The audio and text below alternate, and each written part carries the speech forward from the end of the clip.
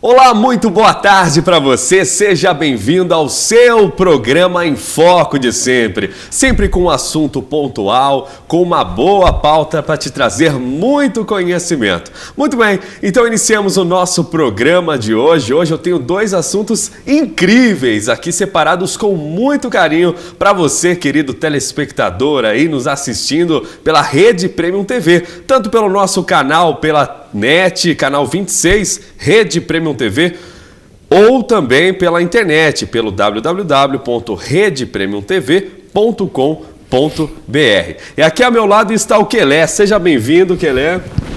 Muito obrigado. O Quelé é o nosso querido Clemente Soares, ele que faz parte de um projeto social muito bacana na cidade de Carapicuíba, já há pouco mais de 5 anos, e está aqui para falar um pouco sobre este projeto com a gente que ele faz com a AMAC que é a Associação dos Moradores da Alta de Carapicuíba. Quelé, antes de tudo, eu queria que você explicasse um pouquinho da sua origem para a gente, que você falasse de onde você veio, sua cidade natal, sua origem, e até chegar nesse projeto que você está hoje. E tira essa dúvida também para o pessoal, de onde surgiu o apelido Quelé? Eu nasci no norte de Minas Gerais, uma região muito pobre. Para você ter ideia, no ano que eu nasci, o índice de mortalidade infantil lá beirava os 30%, um absurdo. E o apelido Quelé vem do meu nome, Clemente. Os mineiros do norte de Minas, eles têm preguiça de falar. E eles tendem a abreviar os nomes. Então, Clemente é muito complicado para eles falarem. Então, são pessoas humildes, simples. E aí, em vez de falar Clemente, Quelé. Muito bem. Normalmente, eles falam Clemente. E de Clemente para Quelé é um pulo. E aí, começou pequenininho e foi até hoje. E isso é complicado, porque outro dia chegou um pessoal da prefeitura na porta da minha casa e o meu padrasto foi atendê-los. E o rapaz da prefeitura falou, eu queria falar com o senhor Clemente Soares Teixeira. Ele falou, não moro aqui não.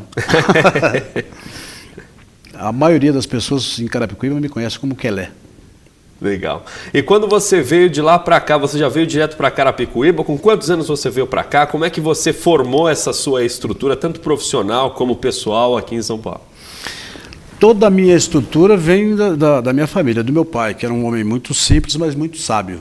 Eu vim para São Paulo em 1968. Na verdade, nós fomos meio que expelidos para cá, entendeu? Uma situação muito difícil, uma região muito pobre. E meu pai é um homem muito corajoso e vendo que a família dele,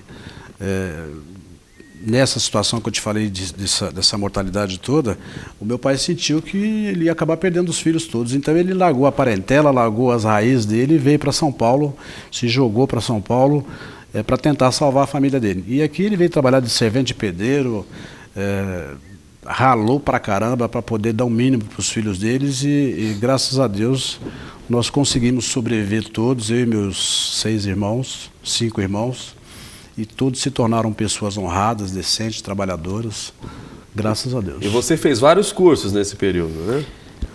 Olha, é assim, quando eu cheguei aqui, porque assim, a cada 10 crianças que nasciam lá nessa região onde eu nasci, 3 morriam antes de completar 1 ano. Eu escapei, sobrevivi. Dessas 7, eu e mais 6, 3 acabavam morrendo antes de completar 12 anos. Eu sobrevivi, eu e mais 3. Esses 4, as famílias, 2 normalmente ficavam lá e iam trabalhar na lavoura, entendeu? Aos 20 anos se desesperançavam, porque aquela vida era passada de pai para filho. E aos 30, 40 anos estavam desdentados e sem esperança nenhuma e acabavam virando alcoólatras. E eu não fiquei, meu pai trouxe nós para São Paulo. E aqui em São Paulo, esses 2 que vinham para São Paulo, normalmente iam morar onde? Nas zonas periféricas, próximos à favela. E um deles acabava se envolvendo com droga e morriam, ou drogados ou assassinados. E eu escapei também. E na minha infância eu tive que trabalhar muito cedo. Para você ter uma ideia, e não tinha emprego. Quem que vai dar emprego para uma criança de 9, 10 anos? E tinha um caminhão, eu me lembro, o Alício que está ali sabe disso, tinha um caminhão, um rapaz que comprava esterco. E nós catávamos o esterco e juntávamos, e o caminhão vinha ao final de cada mês e comprava esse esterco. É com esse esterco que eu comprava caderno, caneta, para ajudar meu pai, porque ele não tinha a menor condição. Esse foi o primeiro trabalho que eu tive aqui em São Paulo. Depois, em Carapicuíba não havia transporte coletivo convencional com ônibus. Era perua lotação, que fazia o transporte de passageiros do centro de Carapicuíba para as zonas mais periféricas. E eu fui trabalhar de cobrador de perua. O meu primeiro trabalho foi como cobrador de perua com o pai do atual prefeito de Carapicuíba, o Marcos Neves, o Luiz Carlos Neves, que foi prefeito também, depois foi deputado. Meu primeiro emprego foi cobrador de perua aos 11 anos. Levantava às 3 horas da manhã. E eu vejo a molecada hoje, rapaz, se revolta com qualquer coisa e se joga em droga por qualquer coisa. Eu tive todas essas dificuldades na minha vida e passei por tudo isso incólume. Então eu me orgulho muito da minha história. Muito bem. Nós estamos conversando com o Clemente Soares, ele que tem um projeto social muito bacana na cidade de Carapicuíba, o nosso querido Quelé, e ele vai falar um pouco para a gente aqui agora, mais abertamente sobre este projeto que se chama AMAC. Eu queria que você comentasse um pouquinho do viés deste trabalho, como foi que começou, qual é o real intuito dele e de que forma tem beneficiado as pessoas e a população local, Quelé. Na verdade é o seguinte, o projeto não se chama AMAC. A AMAC é o nome da associação que agrega o projeto. A AMAC é a Associação dos Moradores da Alta Carapicuíba. O projeto chama-se Mais Escola, Menos Droga. E esse projeto ele não saiu de uma ideia amadurecida que eu me preparei amplamente antes dele. Não, surgiu assim, de um momento de raiva, de tristeza. Existia uma associação de moradores e ali o negócio estava meio largadão, e de vez em quando saía facada lá, e polícia vinha, enchia a viatura e ia embora, e os moradores num dado momento se rebelaram e me chamaram para participar de uma pequena eleição, para assumir a associação. E eu participei dessa eleição, me elegeram presidente, e aí eu criei um salão comunitário pequenininho, né, para poder acomodar as reuniões da comunidade e tal. E o pessoal começou a fazer festa de aniversário, festa de casamento. E um belo dia pediram para mim para fazer um velório.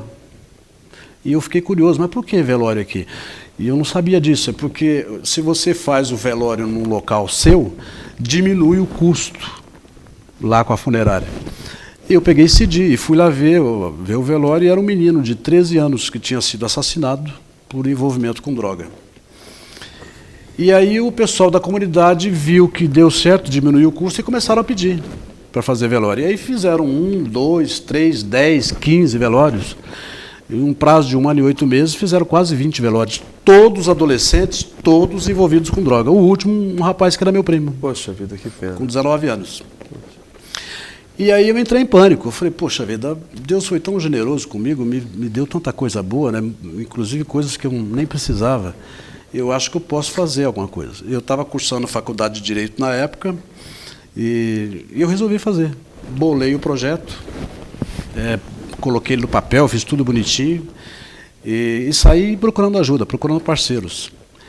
E eu conhecia, como eu estava fazendo faculdade de Direito, eu era casado com uma advogada na época, e vários advogados, não, eu vou ajudar, políticos, eu vou ajudar, todo mundo falou que ia ajudar, é lindo, bonito. E eu me empolguei, achando que todos iriam me ajudar e comecei. Você acreditou ali veemente na palavra dos apoiadores? Piamente, que as pessoas iriam me ajudar. E aí comecei, eu coloquei o primeiro bloco, chamei o Soalis para fazer a fundação para mim, que eu não sabia, não tinha muita prática para fazer a fundação, paguei ele para fazer a fundação e coloquei o primeiro tijolo. Sumiram todos, não ficou ninguém. Nossa. Sumiu todo mundo, fiquei sozinho. E eu fiquei morrendo de vergonha, porque eu tinha exibido aquele projeto para todo mundo, para a comunidade inteira, olha, eu vou fazer, eu vou acontecer. E, além disso, me deu uma raiva muito grande. Falei, pô, mas que hipocrisia, né? Por que falaram que ia ajudar, então? E aí, com a raiva e a vergonha, eu falei, eu vou fazer. Fiquei com raiva, falei, eu vou fazer. Fui lá, tranquei a matrícula na faculdade, a mulher virou o diabo comigo, entendeu? Abandonei o trabalho que eu tinha, entendeu? Fui lá e prestei concurso para vigia noturno, porque aí sobrava tempo, trabalhando à noite. Me sobrava tempo, e eu peguei e comecei a fazer.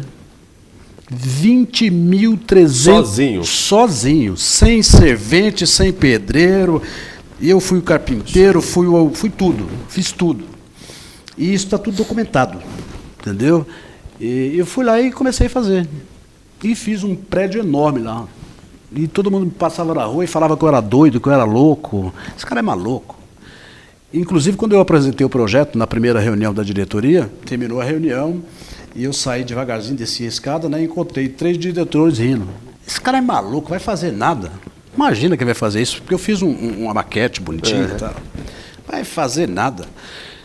E eu fiz. E deu certo. Munido do meu sonho, da raiva, eu fiz. Eu fiz e está lá hoje, 268 garotos sendo atendidos gratuitamente, mais 48 meninas no balé. Eu não vou transformar esses garotos todos em jogador de futebol. E também não tenho essa pretensão, nem essa ambição. Mas eu tenho certeza que eu salvei algumas vidas lá.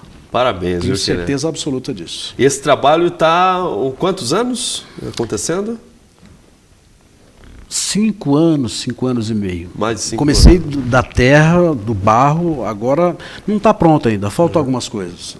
Mas eu já estou super feliz, porque a minha meta é atender 500 crianças. Maravilha. Então hoje eu estou atendendo 300, mas eu devo chegar, se Deus quiser, às 500 crianças. Bacana. E o legal é que o projeto ele é autossuficiente, entendeu? Ele se autogerencia, entendeu?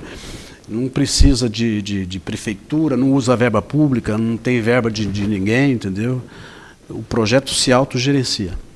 E o modelo inicial desse projeto, ele já era focado para isso mesmo, tirar as crianças daquela situação de rua, deixar uma atividade bacana, deixá-las ali dentro daquele contexto social que você se propôs a fazer de início? Era isso? Não, na verdade é o seguinte, é como eu te disse, eu comecei tudo movido pela raiva, pela vergonha, entendeu? E pela vontade de fazer. Era um sonho, eu sempre tive o sonho de fazer. E aí eu fui aprendendo com o projeto, entendeu? Eu não sou um especialista no terceiro setor e em trabalho social, não sou especialista. Eu fui aprendendo, fui tomando cacetada e fui melhorando e fui adequando e fui me lapidando e chegou no ponto que está hoje. Mas eu não bolei assim, como é que eu ia fazer. Não, eu fui tomando cacetada e fui aprendendo e fui melhorando. Por exemplo, a ideia era diminuir o tempo de permanência das crianças na rua. E aí, à medida que eles foram chegando, eu tentei antes com violão, com curso de teatro, e não dava certo, entendeu? Porque a meninada vinha, começava com 15 crianças, daqui a pouco só tinha 2. E aí depois eu descobri, aprendendo, eu descobri que, na verdade, o futebol era a melhor ferramenta para trazer. Você tem lá eu tenho 268 garotos hoje. Você chega para todos eles e pergunta, o que você quer ser quando você crescer? Jogador de futebol. Por quê? Porque as crianças hoje aqui no Brasil não têm uma referência. A referência deles é o Ronaldinho, o Fenômeno, o Ronaldinho Gaúcho, o Neymar, entendeu? Ou então o cara lá da favela, entendeu? Que anda armado, cheio de ouro, entendeu? Só tem essas 2 referências. Então eu dei a outra referência para eles. Eu criei uma outra referência para eles. E o resto eu fui aprendendo. Eles vieram para o futebol e depois falou, pô, mas eu trago eles para cá para jogar futebol, e aí? E aí eu comecei a trazer pessoas para fazer palestra, entendeu? Eu tenho um amigo policial militar que me ajudou muito, um parceiro do Arte, e conversava com ele e tal, e ele me ajudou muito, esse rapaz. Então, mas tudo foi tomando cacetada, foi chute na canela e aprendendo. Eu trouxe primeiro, depois eu fui vendo, bom, agora eu vou fazer palestra com o pessoal da Proerd. Agora o que é que eu vou fazer? Como é que eu vou fazer? Então eu trouxe eles e depois eu fui aprimorando devagarzinho. Hoje tem o balé, hoje tem as palestras, eu levo eles para excursão, eu montei campeonatos, entendeu? E no cotidiano, no dia a dia, eu tenho muita conversa com eles, entendeu? Porque o trabalho social lá não se restringe só a isso. Tem menino que perdeu o pai, entendeu? Ontem mesmo, um deles perdeu o pai no acidente de moto. E a associação teve que sair desesperada para ajudar, porque eles não tinham dinheiro para fazer o funeral, entendeu? Então a associação foi lá ajudar, dar assistência, entendeu? Às vezes o menino fica doente, tem menino que precisa do dentista, tem menino que, a maioria deles não podem comprar um uniforme, entendeu? Nossa. E é uma luta diária, entendeu? Clemente, rapidamente, a gente precisa ir para um rápido intervalo comercial, mas nós já voltamos, tá viu? Bom. Daqui a pouquinho a gente volta aqui com o Clemente Soares, na nossa pauta do Enfoco, ele que tem um trabalho muito bacana, um projeto social. Não sai daí que o assunto continua.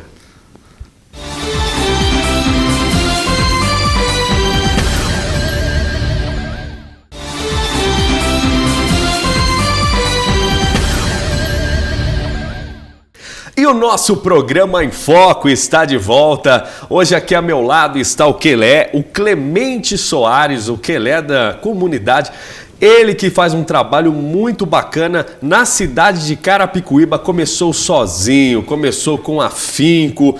Disseram que ia ajudar, mas ele foi lá e no final das contas teve que construir a pulso e fez hoje um trabalho que já é um grande sucesso. Há mais de 5 anos o Quelé está desenvolvendo esse trabalho e estamos de volta agora no nosso segundo bloco para dar continuidade a essa entrevista. Quelé, no primeiro bloco você concluiu um assunto que estava continuando. Eu estava falando do que eu trazia os garotos para dentro da associação, do projeto, e depois, e aí, eu vou fazer o que agora? Só jogar futebol?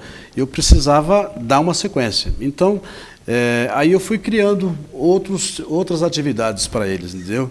E nessas atividades eu trazia o pessoal do Proerd para fazer palestras sobre drogas. Eu comecei a exigir que eles não tivessem notas vermelhas e condicionava isso. Por exemplo, semana que vem nós temos um jogo contra o Corinthians. Só vai para o jogo contra o Corinthians quem não tiver nota vermelha. Aí eles começaram a ter a preocupação de melhorar as notas na escola. Que bacana. Alguns desses meninos, a condição básica: bom filho, bom cidadão, bom estudante e bom jogador de futebol. Bom, eu abro mão de que você não seja bom jogador de futebol, porque a gente vai ajudar você aqui. Mas eu não abro mão de jeito nenhum de que você seja bom cidadão, de que você seja bom filho, de que você seja bom estudante. Você não é bom estudante, vamos ajudar. Qual é o problema? Porque tem meninos que às vezes têm dificuldade realmente com matemática, com inglês, com português. E pensando nisso, nós já estamos construindo 3 salas de aula, que já está quase acabando.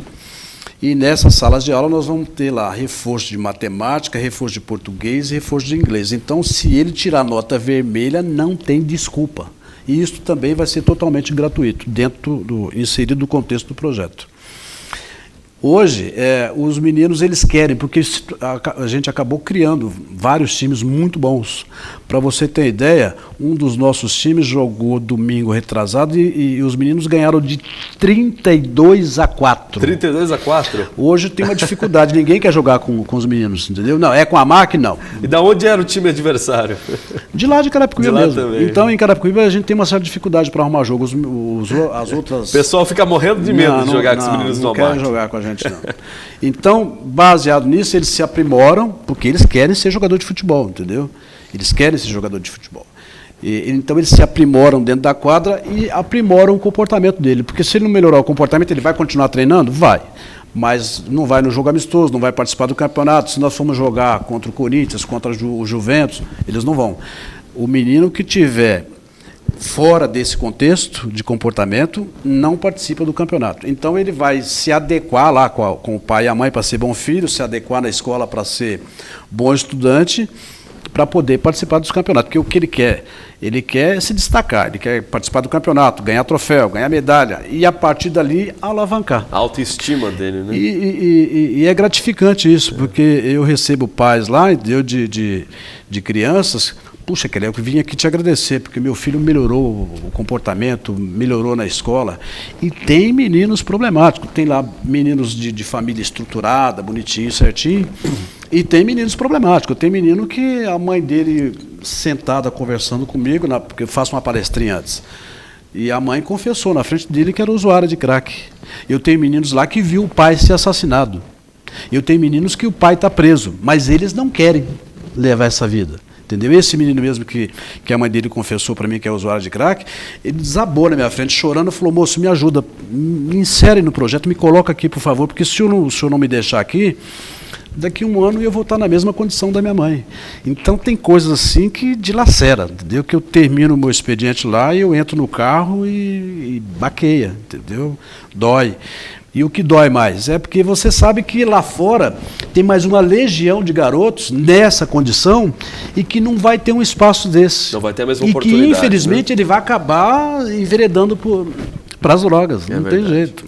Nós estamos conversando com Clemente Soares, o Quelé. O Quelé que tem um trabalho muito importante dentro da cidade de Carapicuíba. O nome do projeto é Mais Escola Menos Droga, da associação dele, que é a Associação dos Moradores da Alta de Carapicuíba. Projeto que já começou há mais de 5 anos, projeto que é um sucesso, tem hoje mais de 130 garotos, mais de 40 meninas também. Os garotos jogam bola, conversam ali, mas tem que ter a nota boa na escola, senão não pode frequentar o lugar. Também as meninas fazem aula de balé. E o legal é que o Kelé trouxe pra gente algumas imagens. Vamos dar uma olhada nas imagens que você trouxe agora? Vamos ver. Olha aí é o time de futebol da molecada. Esses aí são os fraldinhas, são os menorzinhos. Eles tem aí menino de 6 anos e meio, tem meninos de 8. Ali tem um, aquele negãozão ali do lado do goleiro, certo. Que é o meu negão, que eu chamo ele de meu negão. Meu negão. Ele está treinando no Esporte Clube do Recife. Olha que bacana. Então são todos... Ali foi a estreia do uniforme. Aí isso é mais antiga essa foto. Essa quadra foi você que montou ou não? Essa quadra aí também tem uma história legal, rapaz. Uhum. É porque era terrão, né? Era terra. Você colocava um caminhão de areia, dava uma chuva, misturava a terra com barro, virava uma coisa insuportável de jogar. E eu já tinha colocado iluminação e comecei a alugar a quadra. E com esse dinheiro da locação eu ia comprando material para construir. E aí eu falei, não, eu vou colocar grama sintética, não dá para me colocar os garotos aqui, né? Vivia ralado, os moleques tudo ralado. Aí esse parceiro, eu procurando parceiro para colocar a grama sintética. Quanto fica? Fui numa empresa, R$60 mil, a associação não tinha um centavo. E aí eu fui atrás de parceiro, aí eu desisti, falei, ninguém vai ajudar nada. Aí esse amigo meu que é policial militar, esse cara é doido, ele não bate bem da cabeça. Ele falou, eu vou te ajudar, vai, eu vou colocar meu dinheiro aí. Qual é a proposta que você me faz? Eu falei, vamos fazer o seguinte, depois de colocar a grama sintética, vai valorizar um pouco mais, né? E aí a gente aluga a quadra e divide. Metade do lucro para a associação, metade para você. Entrou ele e uma outra parceira. E aí ele pegou e colocou. E virou. Na verdade, essa outra parceira era minha esposa na época, né? E ela não queria colocar o dinheiro dela de jeito nenhum. Quando ela viu que ele colocou, ele é policial militar, deve ter pensado, bom, o cara é polícia, colocou o dinheiro dele lá e o cara sabe o que está fazendo. Ela pegou e entrou. Aí eu peguei os R$30 mil, dei entrada na grama sintética e o resto o cara parcelou para mim. E aí colocamos a grama sintética. E a molecada se sente os craques aí. Muito legal. E a faixa de idade é essa mesmo que a gente está vendo? Crianças aí entre 8... Lá a gente aceita garotos a partir dos 6 anos. Mas é assim, se o menino tiver problemas, nota, comportamento, não tem problema. A gente acolhe ele do mesmo jeito. E aí a gente vai fazer um trabalho com ele, entendeu? Esse uniforme, por exemplo, foi você que desenvolveu. Esse uniforme foi eu que bolei. Eu falei para você que eu fui o servente, o pedreiro, o carpinteiro, tudo. E fui o cara que desenvolveu o uniforme. O designer também. O designer. Aquele desenho lá foi eu que bolei. Legal. Então aí foi um momento porque assim, a gente eu não prego religião lá, entendeu?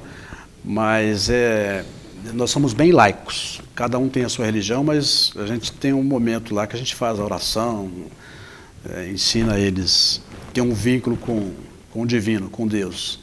Isso é muito importante. E aí são os meus xodó, as aí meninas as do balé. Né? Esse espaço é lá dentro da associação? Ou não? Isso, aí acho que vai mostrar aí depois a foto do prédio que eu fiz.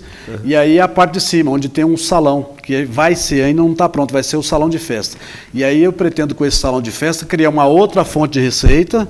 Por quê? Porque o projeto não vai parar só nisso, entendeu? Então a gente está pretendendo, por exemplo, ter médico. A cada 2 meses vem um médico para fazer um check-up nos meninos. E a fonte de receita para pagar o médico vai sair daí. Que legal. Está muito bem administrado mesmo, muito bonito, viu? Muito bem, pode encerrar agora as imagens aqui, acho que foram essas que foram trazidas aí pelo Kelé. Então, Kelé, é um trabalho que a gente vê, inclusive falando com você agora de casa aqui, que ser humano que é, né? O Clemente aqui está falando com a gente sobre esse assunto.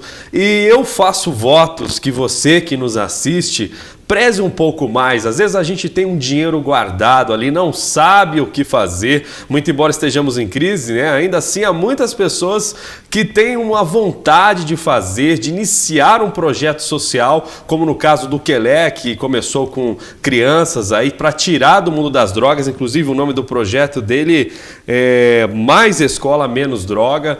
Então de repente você tem dentro de você essa vontade e o Kelé vai falar agora para a gente, vai dar um pouco de dica caso você sinta no seu coração de futuramente fazer algo nesse sentido, como é que funciona, como é que foi para ele. Eu sei que foi difícil, mas dá um por onde começar aí, Kelé. Olha, Foi difícil? Não, ainda é muito difícil. Você falou que eu comecei sozinho. Eu comecei sozinho e continuo sozinho, entendeu? Não tem ninguém empresário, ninguém que vai nos ajudar. Recentemente, o cantor Thiaguinho, o fã-clube do Thiaguinho, foi lá e fez um evento. O pessoal da banda dele fez um jogo de futebol lá com a gente para arrecadar alguma coisa para nos ajudar. E tem um rapaz agora chamado Luiz Moura, que tem acesso com o Corinthians, que começou a ensaiar, abriu as portas de alguns clubes, a gente tem levado alguns garotos para fazer teste. Desses aí já tem uns 8, 9 que já está em período de teste em alguns clubes. Não é esse o nosso foco, transformar eles em jogador profissional, entendeu?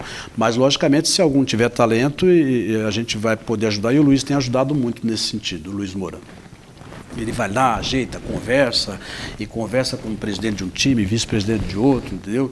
E está fazendo isso de forma desinteressada. E eu aconselho o seguinte, quem quer começar, é só não ter medo. Se você tem o sonho de fazer, de ajudar, bacana, mete a cara. Mete a cara, porque se ninguém te ajudar, Deus ajuda. Deus me ajudou. Deu tudo certinho. Eu tive perdas, perdi muita coisa. Acabei com um casamento, perdi emprego, entendeu? Mas não se arrepende. Ganhei um problema na coluna, fiquei 40 dias, porque eu tinha que pegar a massa lá embaixo, subir com a massa, colocar no andaime, fiquei 40 dias sem poder me locomover. Não me arrependo, eu faria tudo outra vez. Que maravilha. Você não tem ideia de como é gratificante, de como é lindo você ver no olhar daqueles meninos o que você fez para eles. Eu já encontrei meninos na rua e falei, eu acho que eu não vou ser jogador de futebol profissional, não. Tem muito moleque bom de bola aí. Mas eu queria te agradecer, você me ajudou pra caramba. Se você não tivesse me ajudado, eu não sei o que teria sido da minha vida, entendeu? É muito bom ouvir isso. Não tem dinheiro que pague isso. Não tem dinheiro que pague isso. E se eu não conseguir nada com isso aqui, entendeu? Eu tenho certeza que isso vai contar uns pontinhos lá em cima quando eu encontrar um homem lá. Maravilha. Bom, então estivemos aqui com Clemente Soares, o Quelé, que tem um trabalho muito, mas muito legal na cidade de Barueri. Aliás, na cidade de Carapicuíba, que é a Associação dos Moradores da Alta de Carapicuíba, fundado por ele, e o nome do projeto é Mais Escola, Menos Droga, desenvolvido tanto com meninos quanto com as meninas também. Quelé, eu queria que você deixasse os agradecimentos finais rapidamente, também de que forma as pessoas te encontram, qual que é o endereço da associação, o telefone de contato. Olha, a associação está instalada na rua Caconde, número 100. Essa rua ela começa bem em frente ao Tancredão, que é o ginásio de esportes mais conhecido de Carapicuíba. Nós estamos lá terça, quarta, quinta e sexta. O projeto hoje está atendendo 268 garotos, de forma totalmente gratuita, mais 48 meninas no balé.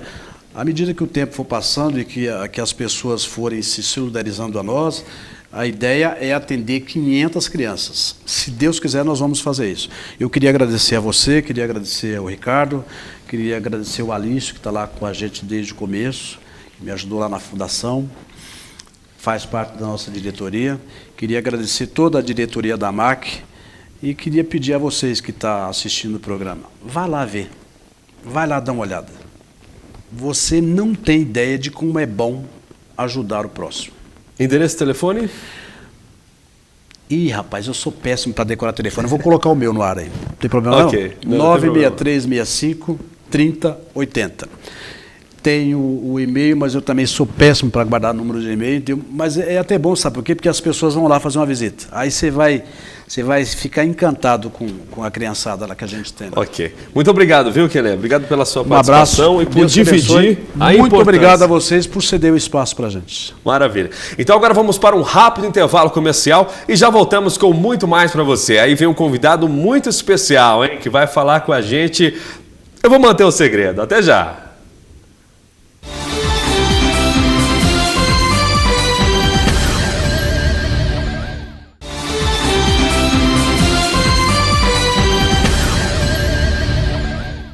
E o o nosso programa em Foco está de volta. E eu estou, para falar a verdade, nesse momento eu estou muito feliz, mas muito feliz mesmo, de receber uma pessoa aqui ao meu lado que é uma estrela, é um espetáculo, talentosíssimo. Olha só, ele é ator, roteirista, professor de dramaturgia e autor de diversas peças de teatro e também de novelas de televisão brasileira. Ele foi ganhador aí de vários prêmios como autor e também dramaturgo. Eu estou falando nada mais, nada menos do que Renato Modesto.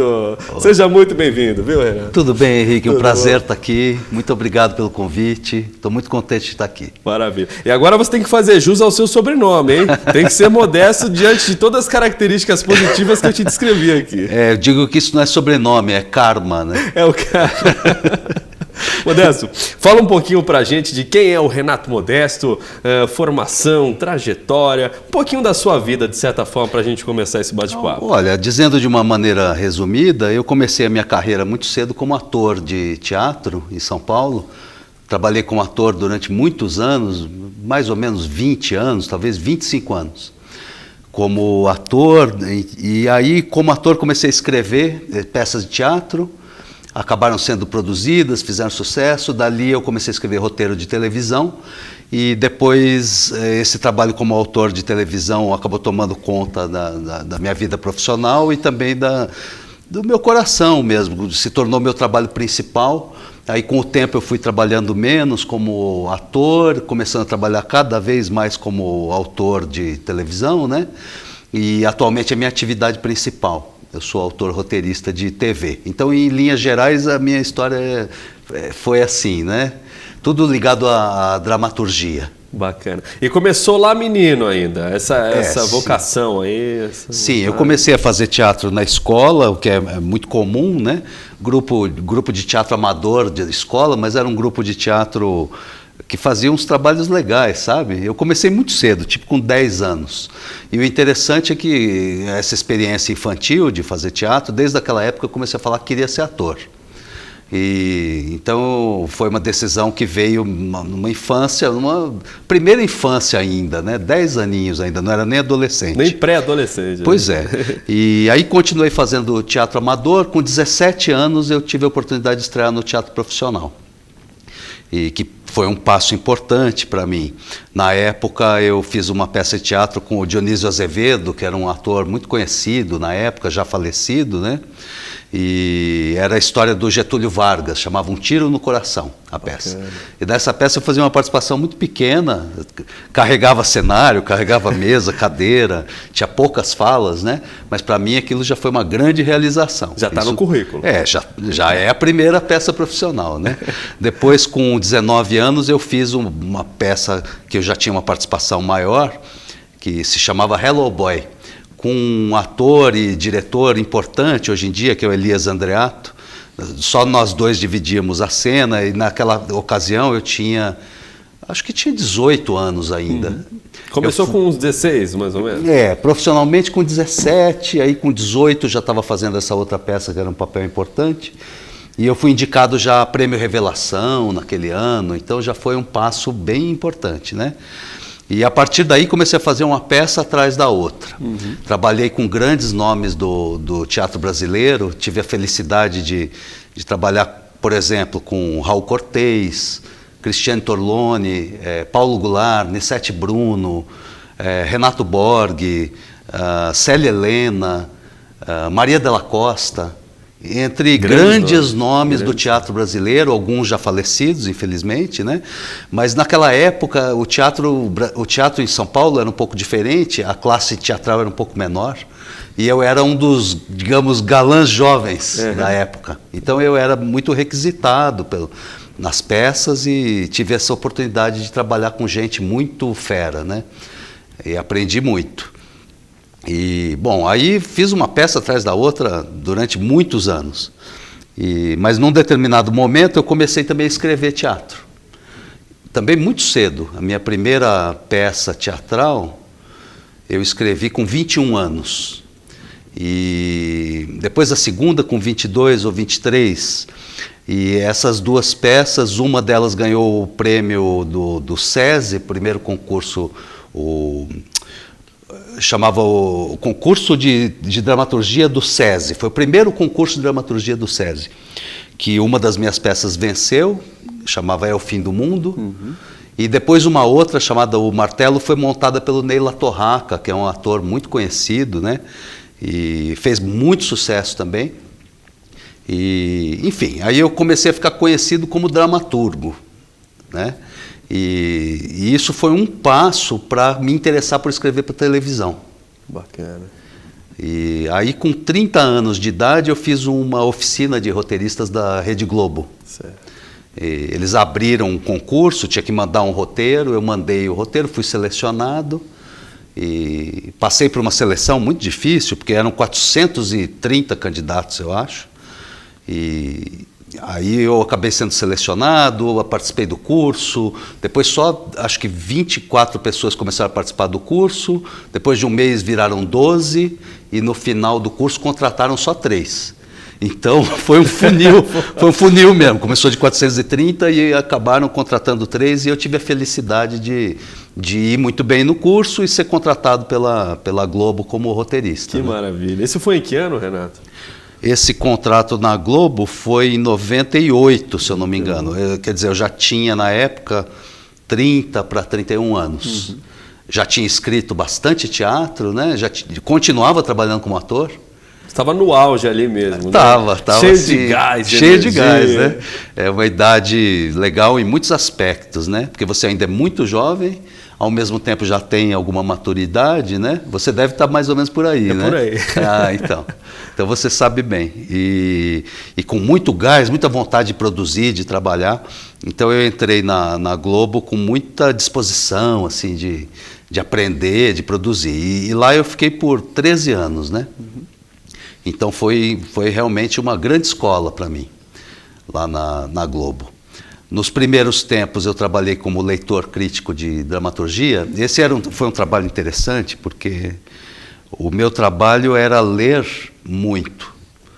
Ler romances, peças de teatro, para selecionar romances e peças de teatro que pudessem servir para adaptação, como novela, como minissérie, né? Como série. Para ver o que de bom poderia trazer para a emissora. Exato. Então meu trabalho era procurar boas histórias e fazer pareceres dizendo como aquelas histórias poderiam ser adaptadas para a televisão.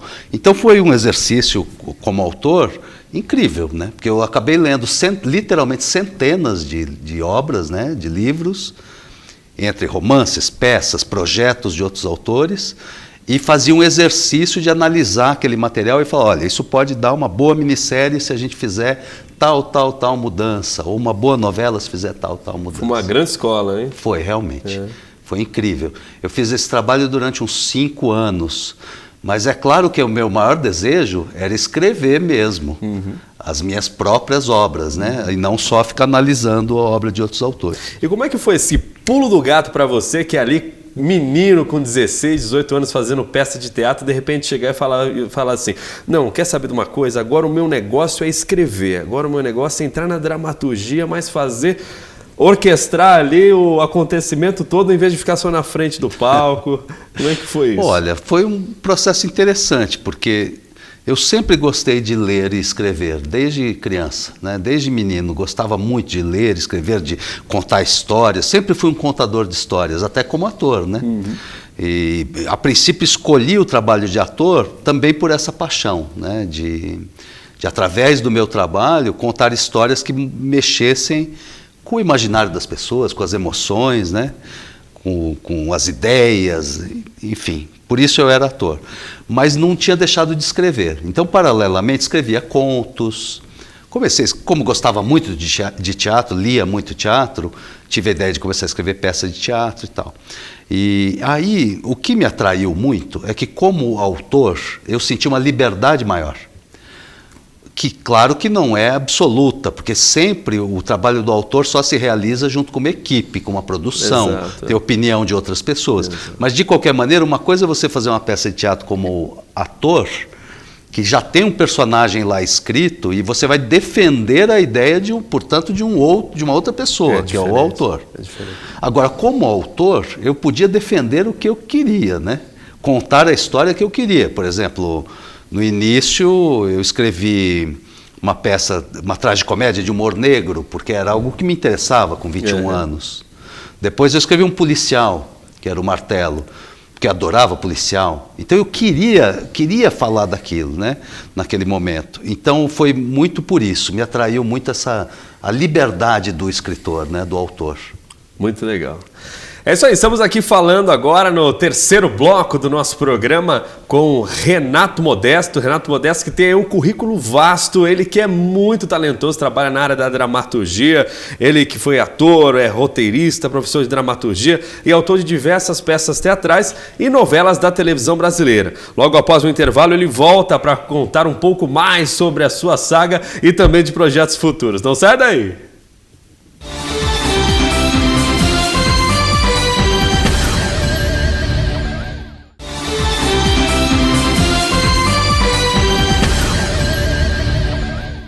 Programa em Foco está de volta para você, muito boa tarde, aqui com mais um tema pontual, hoje eu conversando com ele, Renato Modesto, que está aqui ao meu lado, falando sobre o meio universo da dramaturgia. Renato, está gostando do nosso programa? Muito, muito, estou me divertindo, um prazer estar aqui com você. Maravilha. Muito bem, e para você ligadinho aqui na tela da Rede Premium TV, agora a pergunta que nós vamos dirigir aqui ao Renato é mais específica sobre o que ele desenvolve. Para escrever as suas obras, Renato, você começa mais um estudo específico, faz um estudo fino daquilo, ou o start vem mais como uma inspiração mesmo? De repente você acorda pensando naquilo e fala, é isso, e já vem ali o que você tem que fazer, como é? Na verdade, essas duas coisas se combinam sempre, em todos os trabalhos. Alguns trabalhos têm um fator de inspiração maior e outros um fator maior de pesquisa. Até porque alguns trabalhos são encomendas. Então, por exemplo, se uma emissora de televisão pede uma novela, como aconteceu comigo na Record, que eu tinha um tema bíblico para desenvolver a novela, no caso a novela Terra Prometida. Então, eu não tinha outra saída senão começar com pesquisa. Eu tinha que começar pesquisando aquela passagem da Bíblia, aquele momento histórico. Então, começou mais do aspecto de pesquisa. Certo. Outras vezes vem a inspiração. Por exemplo, eu quero escrever um seriado sobre um asilo de idosos. Sei lá, falei a primeira coisa que veio à minha cabeça, tá? Esse é um exemplo aleatório. Mas para poder escrever sobre isso, eu preciso pesquisar como funciona o estabelecimento desses, como é a terceira idade, como é a vida dos velhos hoje em dia numa grande cidade, e assim por diante. Então, na verdade, as duas coisas estão sempre andando juntas, né? Eu acho que é mais na construção do roteiro que vai chegando a inspiração para você do que propriamente dito ali o início. Eu acho que sim, eu acho que sim. Ao longo do desenvolvimento, você vai, por exemplo, quando vai desenvolver a sinopse de um determinado episódio ou capítulo, você tem que ter a tal inspiração que a gente fala, porque senão não anda, né? Você trava. Mas a inspiração, como já diz o sábio ditado popular, tem muitos % de transpiração. Né? Sem sombra tem que de dúvidas. suar, tem que trabalhar, sentar, pensar, insistir, que as ideias vêm. Bacana. Eu queria que você citasse para o pessoal que está em casa, aliás, deixando mais claro aqui, né, para quem de repente ligou a televisão agora, está conectado na internet, começando a assistir agora, o Renato, ele tem diversos trabalhos, tanto no teatro como na televisão, escritor de novelas aí famosas que nós assistimos, que marcou toda uma geração, toda uma época. Ele está aqui dividindo um pouco desse conhecimento dele conosco, falando como é que ele parte para fazer tudo isso. E eu queria agora, Renato, que você citasse um dos projetos que você, assim, alguns dos projetos que você mais se orgulha de ter participado, que foi mais gratificante para você, e também falasse para o nosso telespectador o porquê. Olha, eu vou citar então, eu acho que foram realmente os trabalhos principais no sentido de grandes produções e que atingiram muita gente, né? Então, as novelas que eu escrevi na Globo foram na equipe do roteirista Walter Negrão, que é um dos mais experientes roteiristas brasileiros, né? Fez trabalhos de muito sucesso. E eu tive o prazer de ser coautor de 3 novelas que foram Como uma Onda, Desejo Proibido e Araguaia, que foi em 2010, não tem tanto tempo. As 3 novelas foram muito marcantes para mim, eu tive muito prazer de trabalhar nelas, todas muito diferentes, e o Negrão tem uma qualidade, entre muitas qualidades, mas ele tem uma qualidade admirável, que é o domínio que ele tem da estrutura das histórias. Ele sabe estruturar uma história de uma maneira impactante, forte, movimentada. Tem mesmo, é verdade. Então eu aprendi muito com ele nesse sentido de estrutura narrativa, estrutura dramática, né? Foi um mestre para mim. Depois disso eu fui para a Record. Tive a possibilidade de trabalhar com o Lauro César Muniz, que é outro grande dramaturgo brasileiro, né? Nós escrevemos juntos uma novela chamada Máscaras. Depois disso... Que ano que foi? Máscaras foi 2014, se eu não me engano. Recente também. Se eu não me engano, ou 2013. Depois disso, veio um momento importante na minha carreira, porque aí eu assinei pela primeira vez um programa como autor principal, sozinho, sem coautoria, que foi Milagres de Jesus, que foi uma série da Record, que fez bastante sucesso, foi vendida para muitos países. Então esse trabalho eu coloco como um ponto alto, por ser a primeira vez que eu assinei sozinho, né? E foi muito emocionante escrever também, porque o nome já diz, né? Milagres de Jesus. Então, a gente estava falando de pesquisa, eu tive que fazer uma pesquisa muito aprofundada do Novo Testamento, que o Novo Testamento basicamente é a vida de Jesus, né? Conta a vida de Jesus da infância até a crucificação, né? Então eu tive que fazer um estudo profundo disso e foi emocionante para mim, porque Jesus é uma figura importantíssima, não só no sentido histórico, mas no sentido espiritual. Sim. Mesmo, da formação da humanidade, do Ocidente. Exato. Então, eu tenho uma admiração muito grande pelo Mestre Jesus, né? Então foi muito emocionante para mim escrever essa minissérie, né? Esse seriado, Milagres de Jesus. Depois disso veio a novela Terra Prometida, que também considero o outro ponto alto, pelo mesmo motivo. A Terra Prometida que está passando atualmente. Atualmente a Terra Prometida está sendo reprisada na Record, com grande sucesso. Ela fez muito sucesso na primeira exibição, agora está fazendo grande sucesso na reprise, parece até que é uma novela inédita, e ela está sendo vendida, assim como foi a série Milagres de Jesus, para muitos países. Então ela já passou em vários países da América Latina, nos Estados Unidos, vários países da Europa, na África. Então eu fico feliz porque deu muito trabalho, como você pode imaginar, a novela dá um trabalhão, mas ela está emocionando muita gente em muitos lugares, então para mim é muito gratificante. Fantástico, sem sombra de dúvidas. E frente a essa experiência toda, né, que não é à toa também, foi através de muito trabalho, como o Renato mesmo falou para a gente, é 1% de inspiração e 99% de transpiração, independente da sua área, independente do seu trabalho, né? E na área da dramaturgia não é diferente para o Renato. Renato, eu queria que você desse uma dica, de repente, para o telespectador ou para o internauta que está assistindo a este vídeo, como é que ele começa? A pessoa que tem interesse em, de repente, ser um grande roteirista, um grande autor, de repente chegar aí a fazer estudos belíssimos e trabalhos tão bacanas como o que você fez. Por onde começa? Como trilhar? Bom, eu tenho uma sugestão para quem tem o desejo de seguir por esse caminho, que é a seguinte: em geral as pessoas acham que para se tornar um bom roteirista, a pessoa deve assistir a muitos filmes e muitos seriados. Então a pessoa que assiste um monte de série na Netflix se considera um expert em séries. Não deixa de ser verdade que quem quer trabalhar com isso deve mesmo assistir muitos filmes, muitas séries. Mas não é isso que faz com que a pessoa aprenda mesmo a escrever dramaturgia de qualidade. O melhor para se aprender a escrever bem é ler. Diferente do que se imagina, o que eu sugiro para a pessoa que quer escrever dramaturgia é que leia muitas peças de teatro, o máximo que puder. De preferência, leia roteiros. Então, se gosta de roteiros, gosta de assistir aos roteiros, ótimo, porque vai ter uma ideia dos vários temas e mesmo um pouco de como é a estrutura de uma série ou de uma novela, assistindo.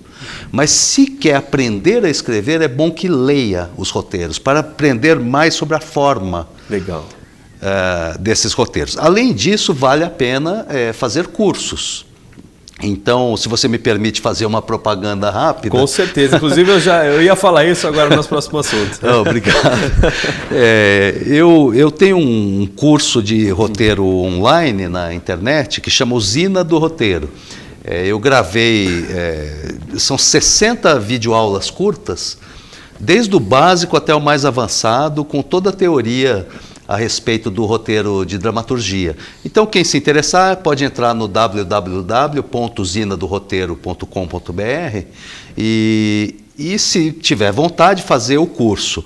Agora, além do meu curso, que eu recomendo porque é meu, tem vários outros cursos que podem ser muito interessantes, né? Com roteiristas experientes. Vale a pena você fazer um curso de introdução, porque a dramaturgia...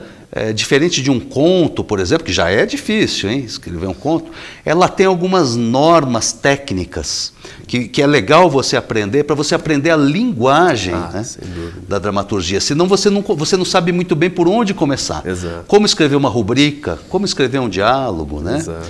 Como desenvolver os atos de uma história dramática, enfim. Senão assassina o velho português também, né? Assassino. Muito bem, olha, eu estou muito feliz de estar aqui com essa figura, o Renato Modesto. Infelizmente, o nosso programa em Foco está chegando ao fim, mas eu espero que tenha sido aí um grande conhecimento para você que está em casa, aprender com este mestre da dramaturgia. Obrigado. O Renato, que tem várias experiências aí, como nós falamos durante o nosso programa, e espero que tenha sido, de certa forma, útil para você que está em casa. Renato, fica aí para você agora os agradecimentos finais. Eu que agradeço.